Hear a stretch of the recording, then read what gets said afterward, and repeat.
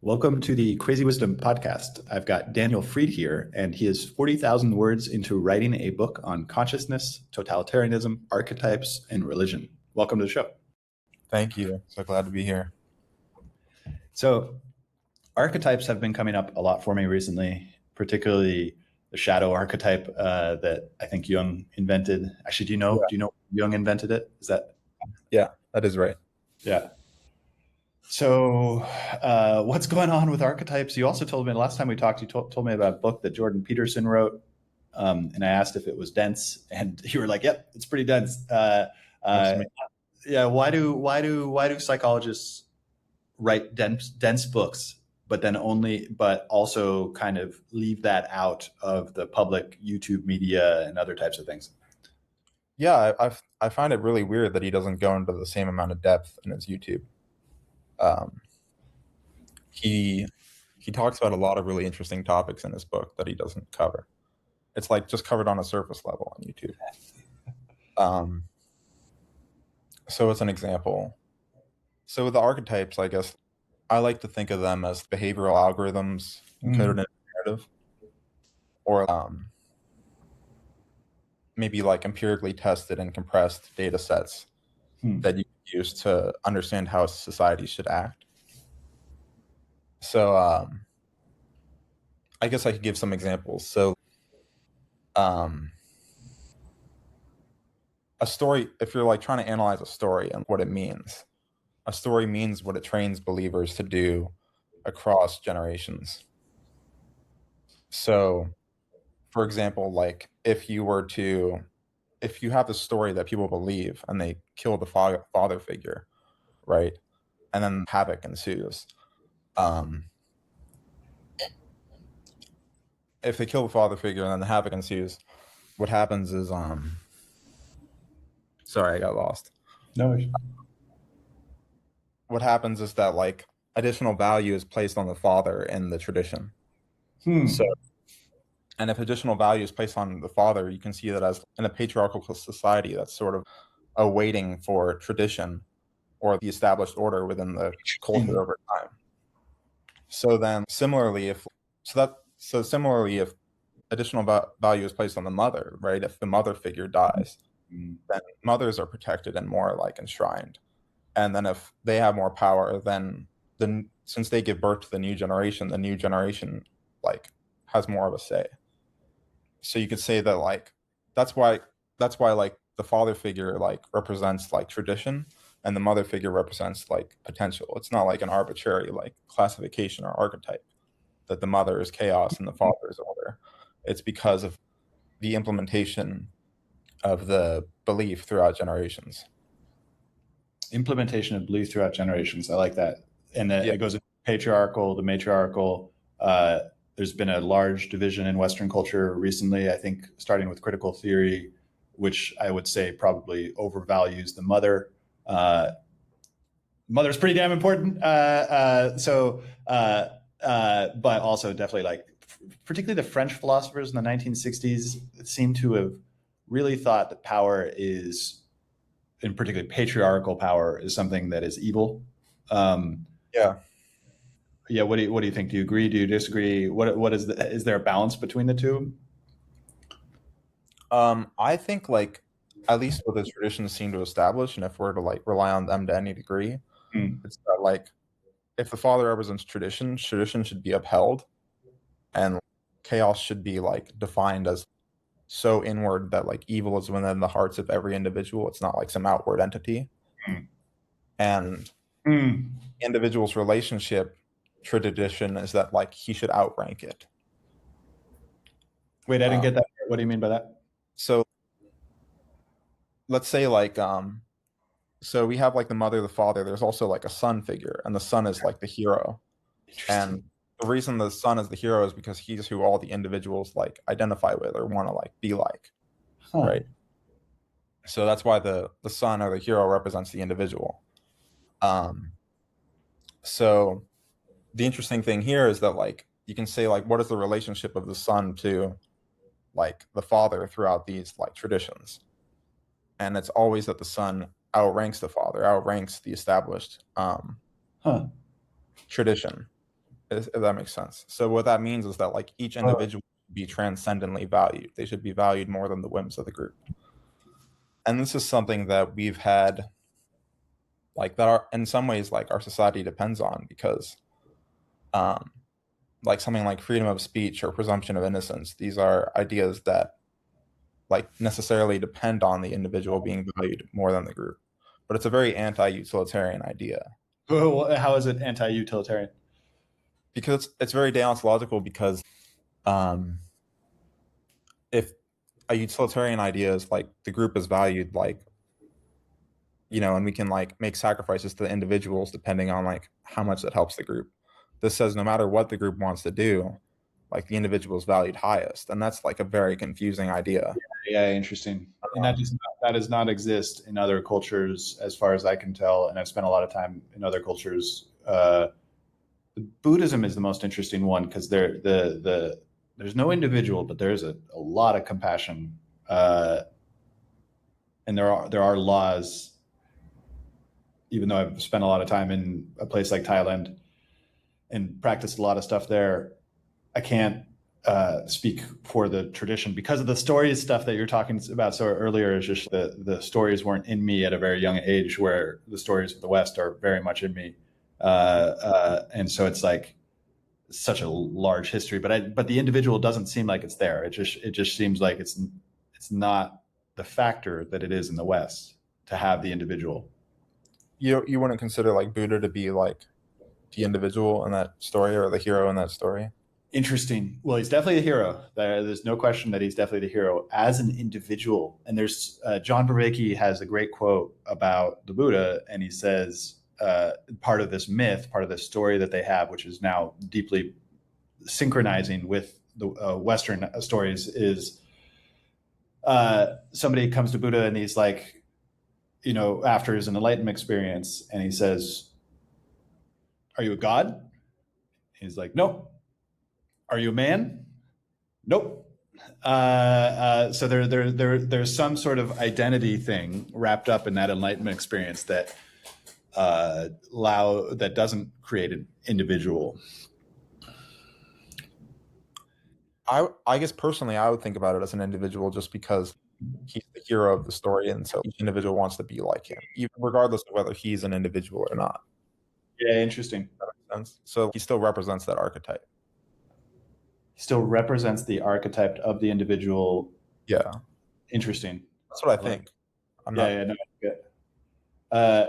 So then we're talking about the son and the father and the mother. What about the daughter?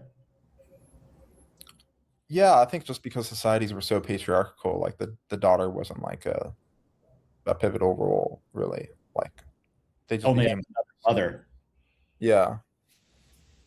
Because like the hero of the story was always the son, always a male figure.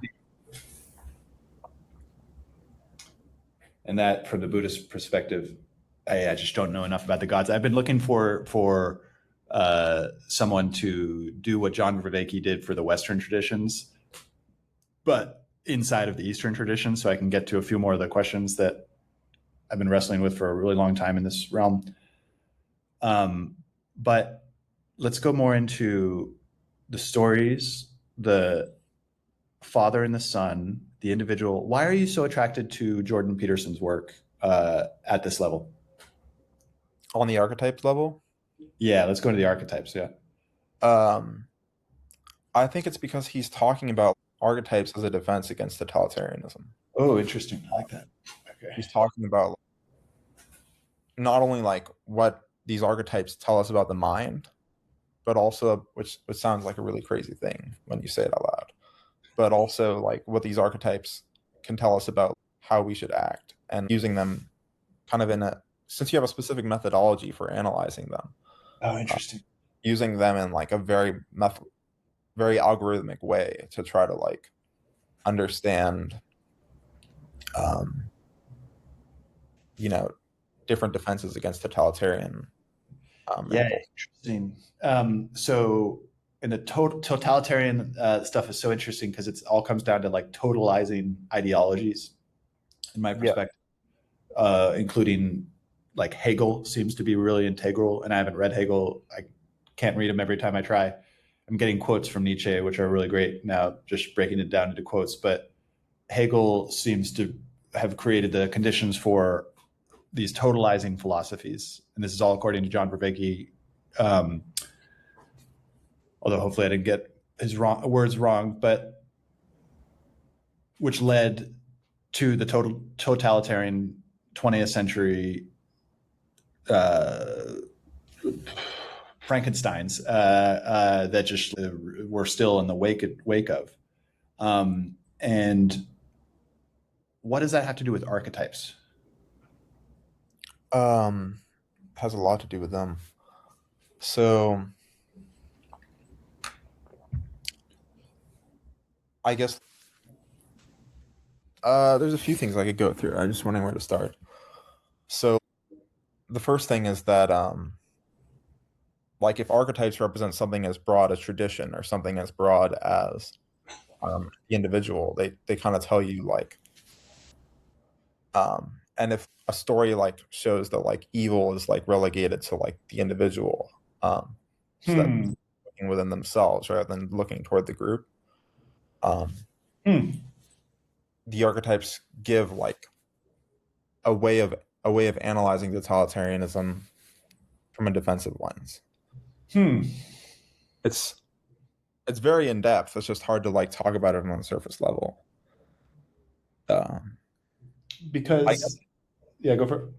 Yeah, so like what I actually did with totalitarianism was like Jordan Peterson has this model of where he kind of defines the degrees of freedom of a story.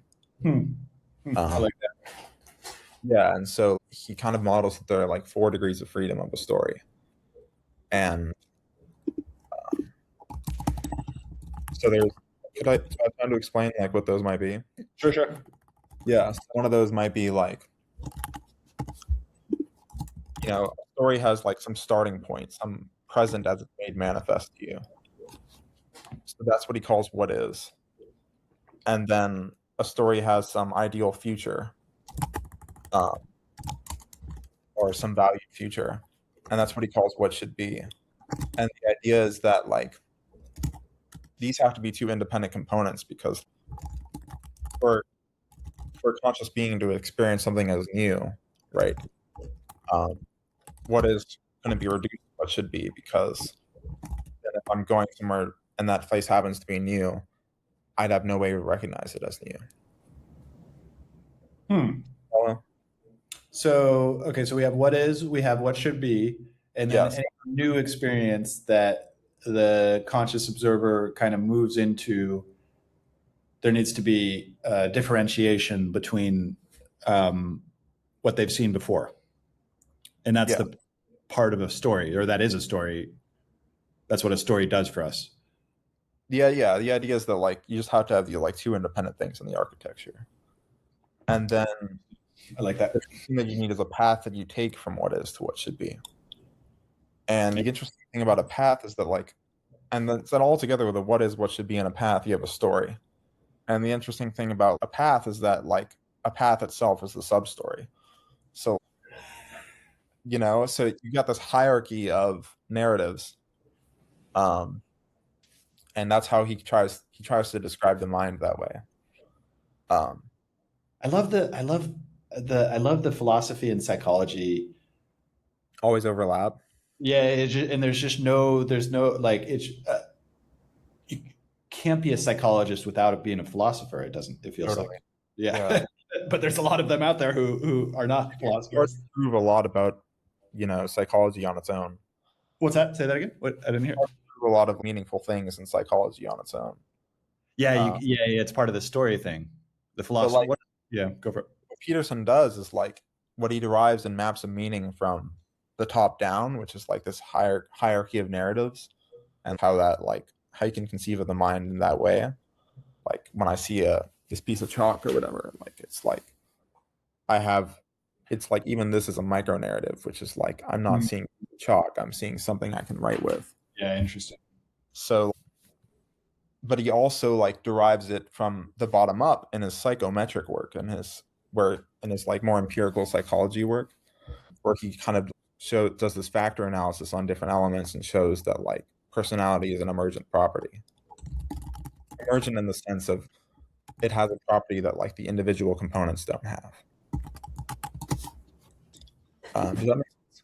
Yeah. So I love this idea that the story, the object is a story, because we have a scientific tradition that seems to disambiguate or take the object and consider it as whole without the subjective there, which is a great method for science to understand something, to treat it as a whole. Right. But the object is always related to the individual using the object, and that's why Nietzsche, right? Like it's like Nietzsche's argument where like a property of a thing is an effect, therefore every property is relational. So property of a thing is an effect is in like hardness is a resistance to, right? Or mass is like how things move or are moved. And then therefore every property is relational. So if we were defining a thing in itself as the thing apart from all its like relations to other things, then we're defining the thing in itself as a thing apart from all its properties. And so you get that like there's no such thing as a thing itself. But that's just Nietzsche's argument. I'm not sure it's like a precise thing, but that's what I thought you were talking about. Is that right? Or... So there's a whole lot of new stuff there related to Nietzsche. I didn't realize that was there was an argument from him to do that. It reminds me of Dasein, which I believe comes from Heidegger. Again, I haven't read them yet. But these objects, I want to go further into the objects because I've been having a lot of fun building objects. And this is a failed prototype. Failed not because of I'll show you the free ones. So it's failed not because of these guys, but because the guy who 3D printed it, he unhooked in the process of designing it. He unhooked the buttons, or not the buttons, the wires, and so I'm back in cable management, which is not something I ever really wanted to do, but apparently seems to be really important for prototyping. And so I built this object, and but it's not, it's not done yet. So I still not have created my own physical object that's fully complete and fully whole yet. Although I've managed to get these two guys together and turn them on and get a screen. This guy's a screen. Really? Yeah. So, and it's funny because this is $10, and the 3D prototype, because I paid them to design it, which I'm sure exists in the United States, but here in Argentina, it exists as a place I can go to walk to and talk to them about it. This cost me $20. So the 3D printed case was more expensive, but only because I paid a designer to actually do it. I might get a 3D printer in my house. But all that's to say is basically, I've done software for a long time. I think we talked last time about I know you're doing math. I know you're a mathematician of some sort. I think you were doing engineering or something as well. But there's the software, and my mind has been deeply embedded in creating software objects for the past 15 to 20 years.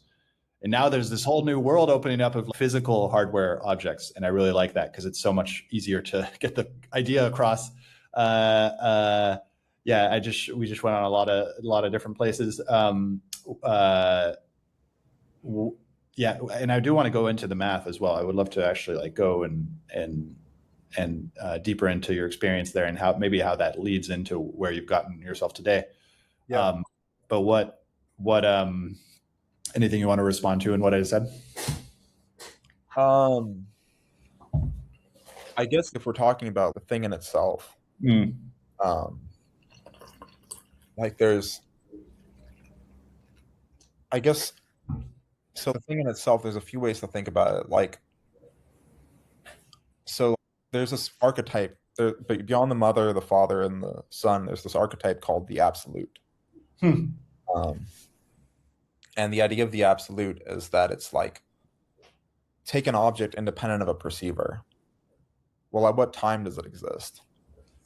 What was, before a desk was like once a tree, and before that, star, right? And then take, what like gives it its borders, right? Is it the color that we see or the shape that we feel? And then how do you differentiate it from everything that it interacts with? So you could argue that a thing independent of a perceiver is like the sum total of all things. And that's like a really radical idea, but it's like very much aligns with it's a prevalent archetype in like the tradition. That's interesting. But there's a lot of ways to talk about it.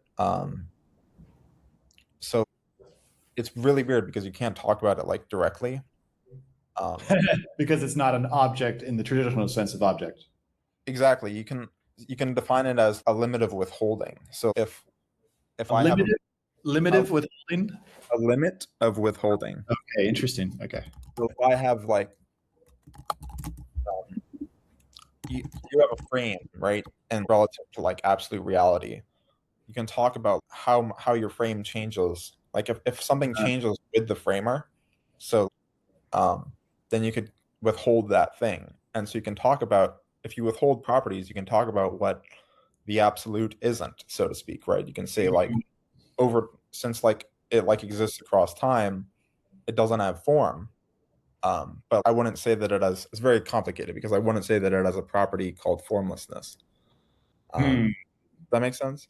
Yeah, it does. And you can also talk about not only like what properties it doesn't have, but you can talk about how it stands to you. So what's an invariant of framers, right? So like how an electron has the same mass and charge in every reference frame, right? What do you mean by reference frame there in terms of the electrons? Like no matter like where the perceiver is or how they're moving, like they have the same. A mass has the same. Got it. Interesting. Okay. Huh. But that ends up being like a really interesting topic that I've like definitely gone down a rabbit hole of when it comes to like the idea of things.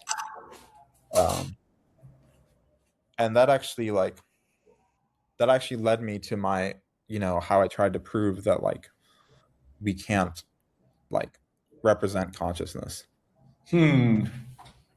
So I made this argument that like it rests on three axioms. So one is that like every distinction rests within a respect. So color, and if I saw red and blue, that rests within color, right? And color might rest within like things that you sense. So things that you hear or things that you feel, right? That's like I don't know the word for that.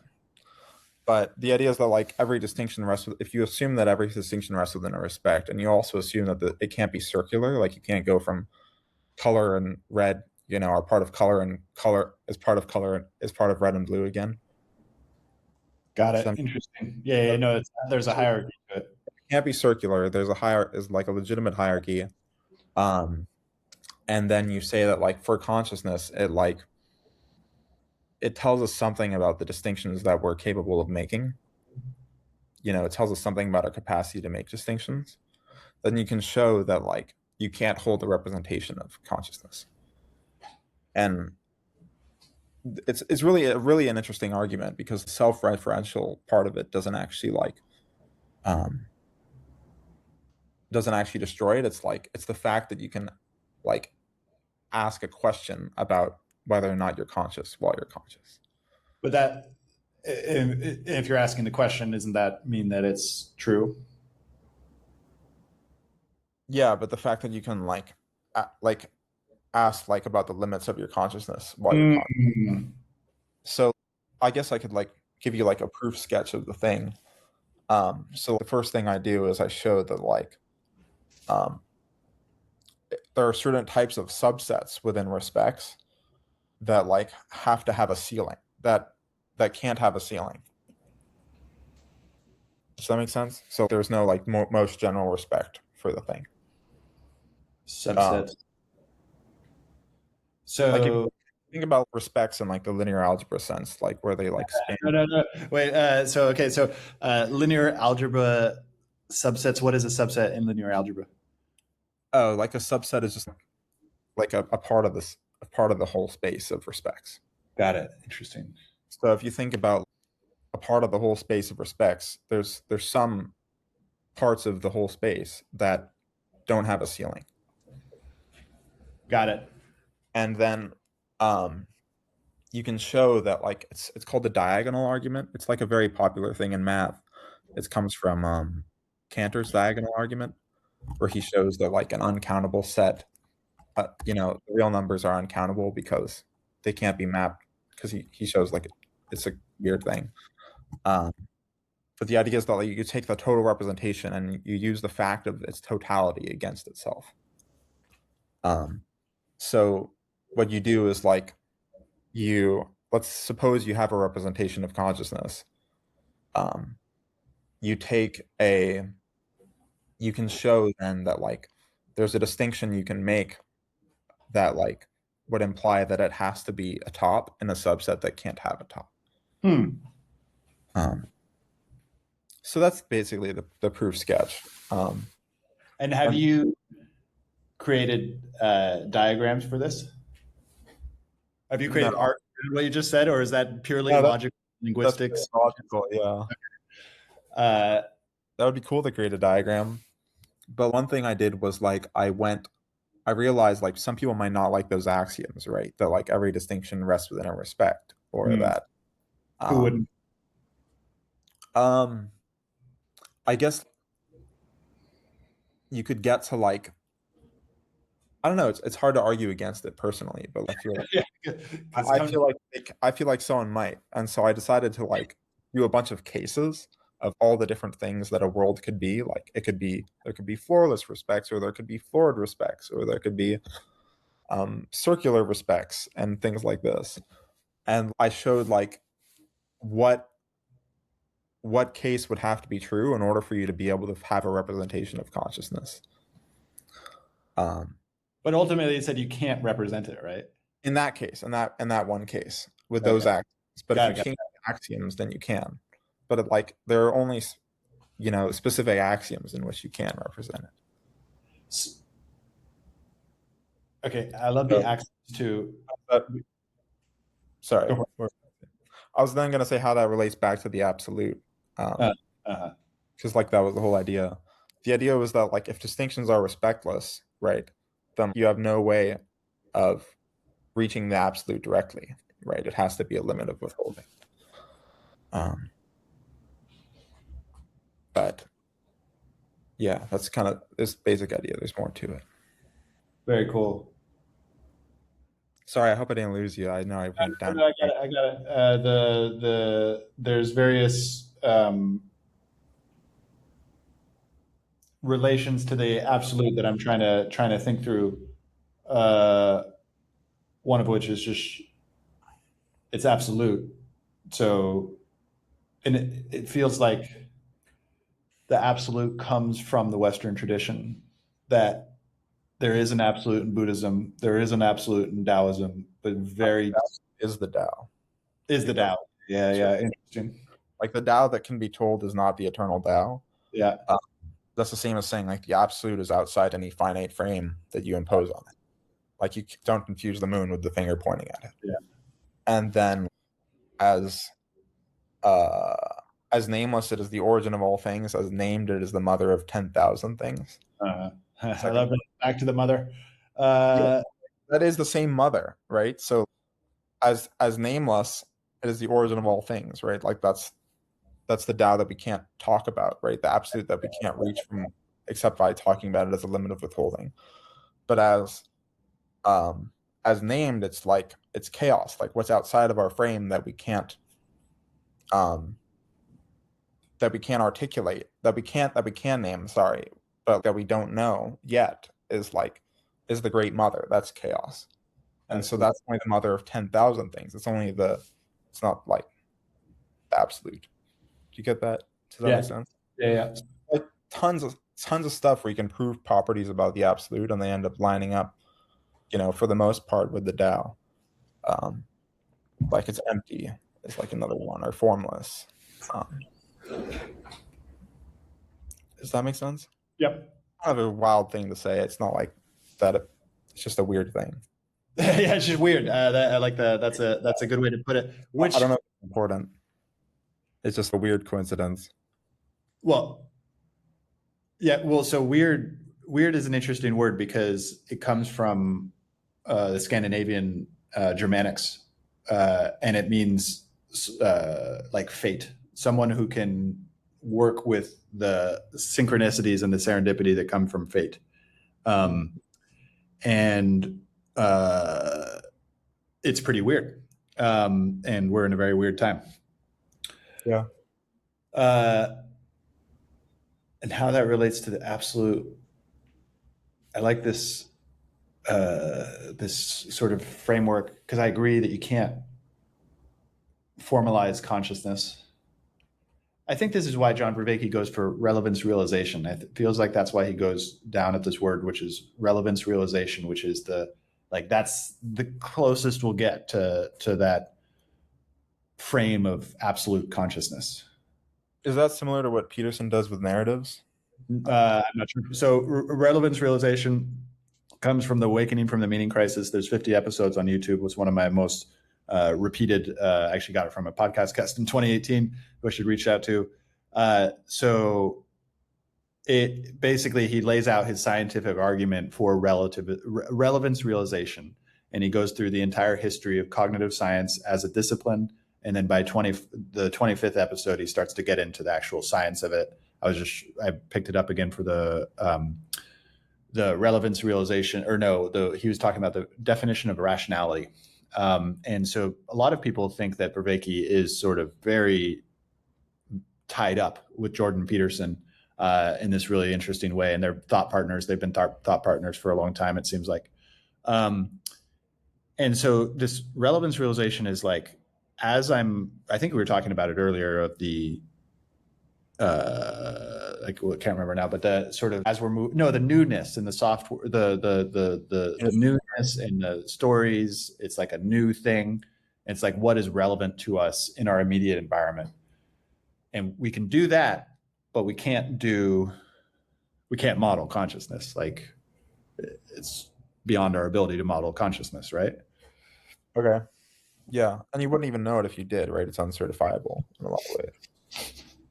I don't know. That's a weird argument too, but but that goes into Popper and unfalsified or falsifiability, which why I like Fire Abend. What is his name? I don't remember his first name, but Fire Abend was a Berkeley professor who wrote a book called Against Method, which I think matches really well with what you're building towards. Which is there is no scientific method that can be pointed to that transcends it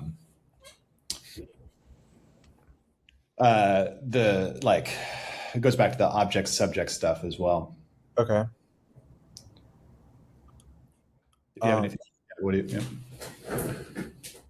I actually was like hoping we could go back to the totalitarianism thing. So I really mentioned talking. Yeah.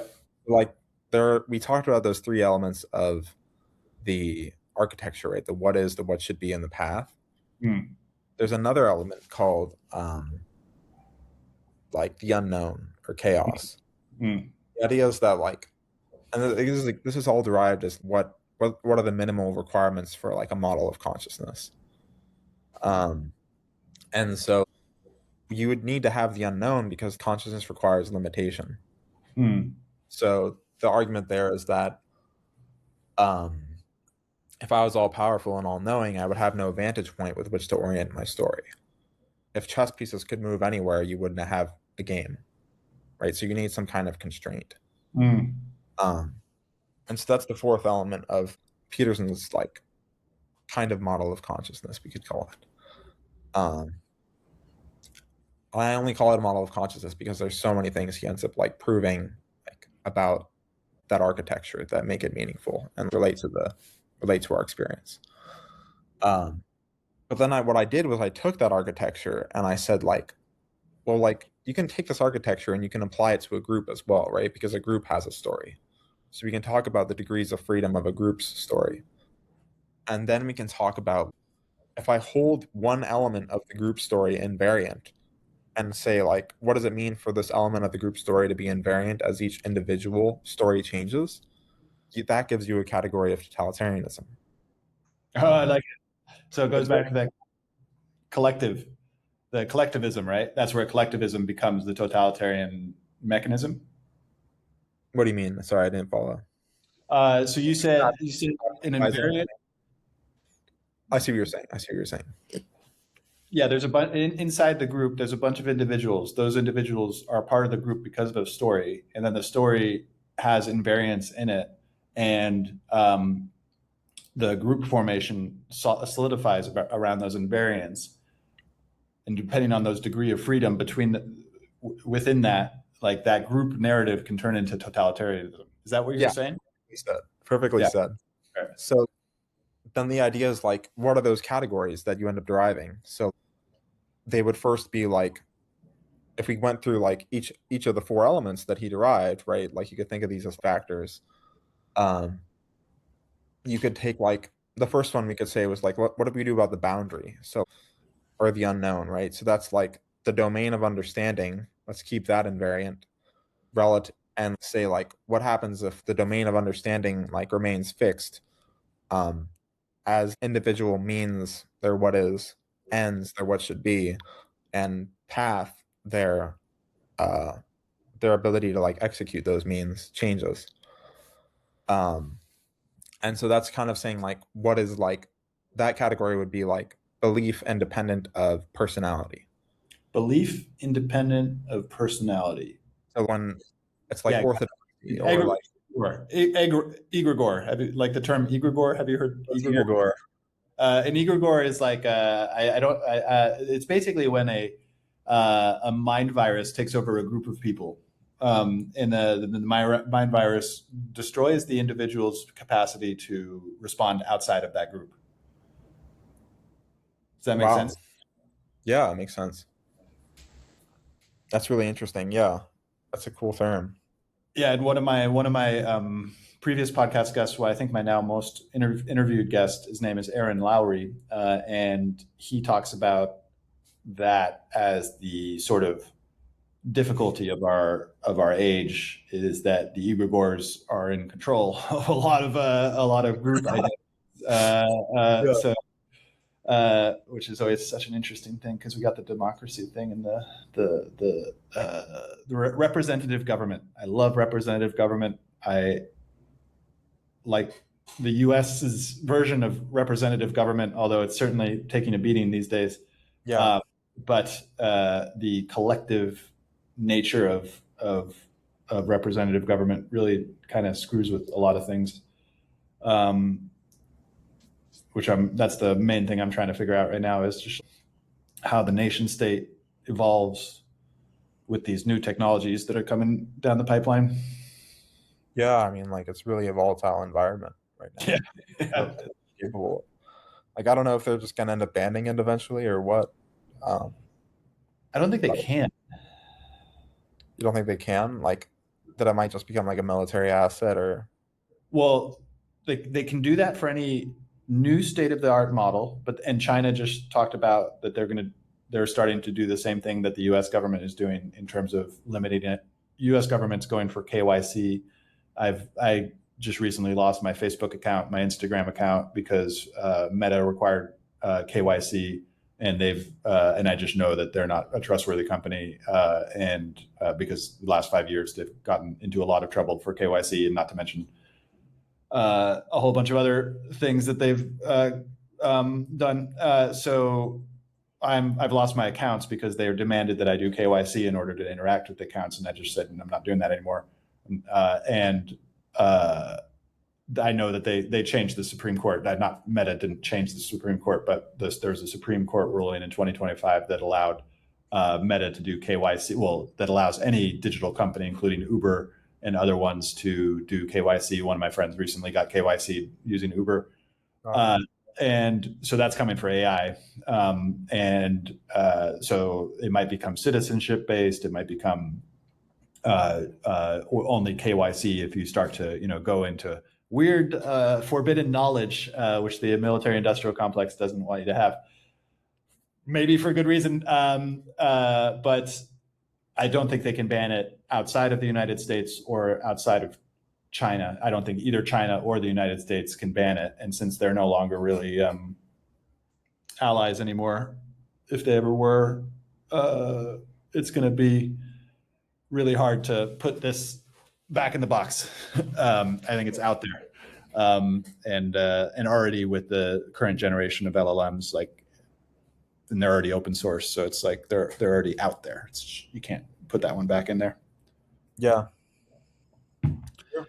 Wish we could go into totalitarianism from there, because that's an interesting one. Yeah. From LLMs.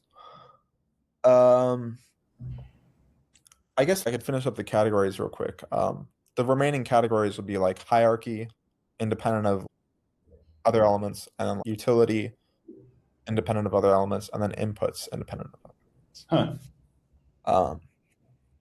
And so one thing I like to do is I'll take a story, right? And we talked about how we can analyze a story or a mythological story in a very algorithmic way, in terms of the symbols and the archetypes, and I'll feed it through one of these things, like these categories, algorithmically, just using AI. And it will pop out all the different ways it either defended or failed to defend against these elements of totalitarianism. The AI itself. Or no, the stories.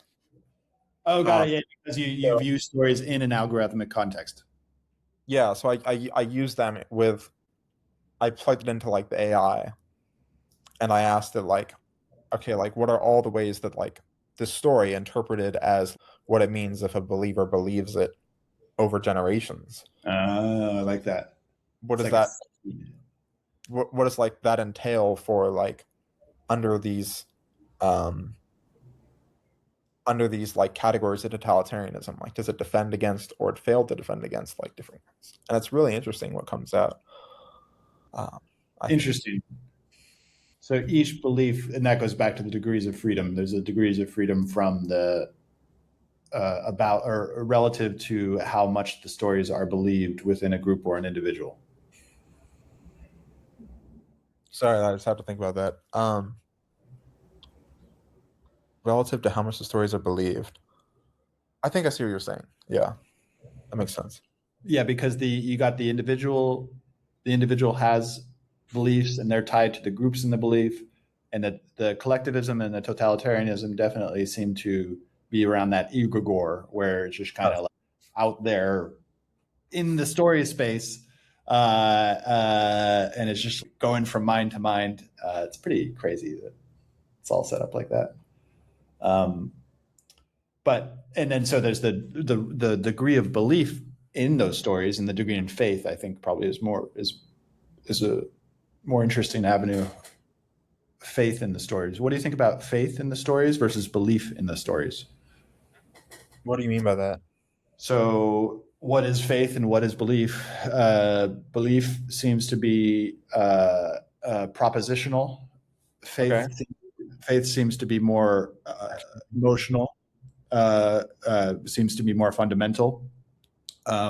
Yes, that's a great point. That's actually a great distinction. I think that I talk about if they are believed at a propositional level, it's going to translate to people acting them out to some degree anyway. It's going to translate into some degree of what you would call faith. Yeah, interesting. They're deeply related. The faith and belief are deeply related. But that's a very interesting distinction. I could think about that a lot.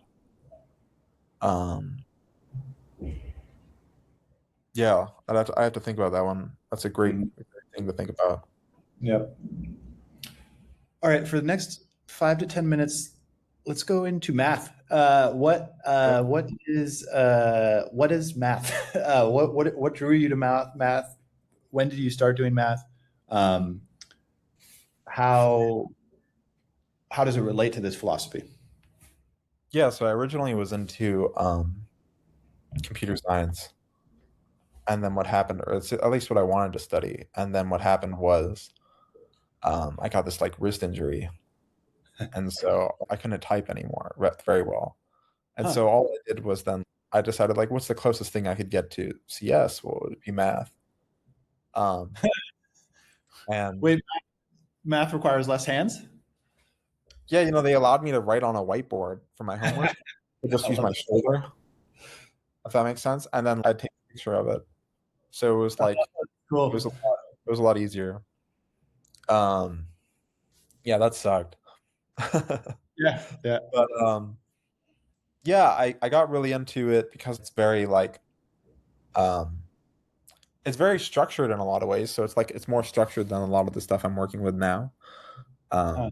But I translate over a lot of like, the proof techniques that I used in it Yeah, to like interesting. what I do now. So I might reduce like a philosophical idea to like fundamental like axioms, um, and kind of do what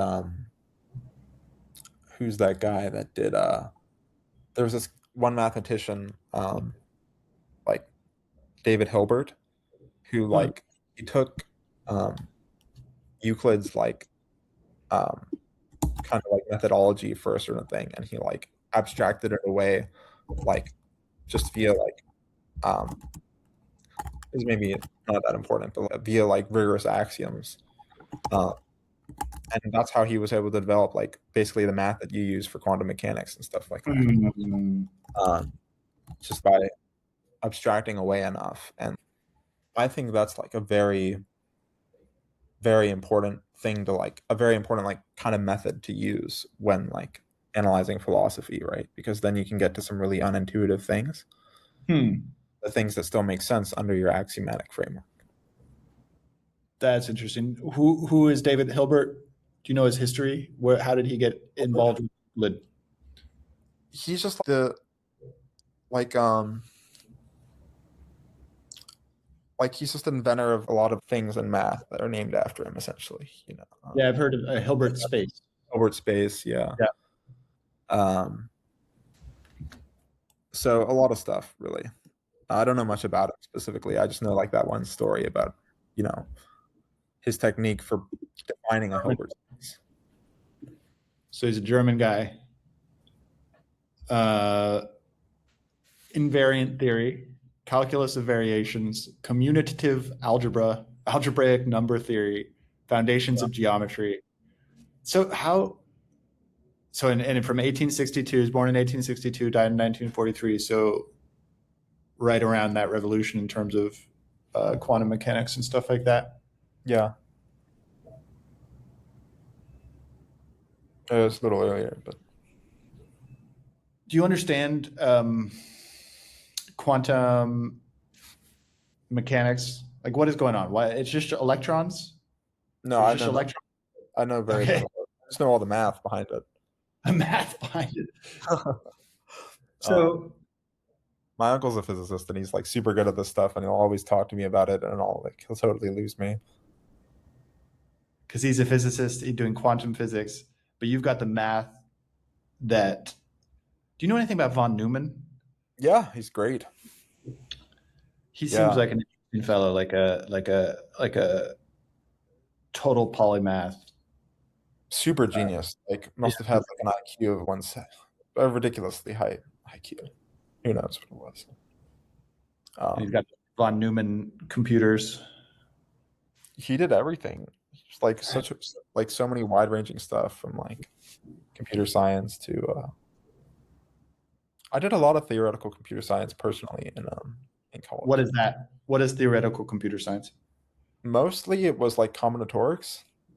Are you Huh. familiar with that? I don't know. Well, I know the idea of combinatorial explosion, but what is combinatorics? Yeah, it's like it's just discrete math is like a good way of putting it. Like,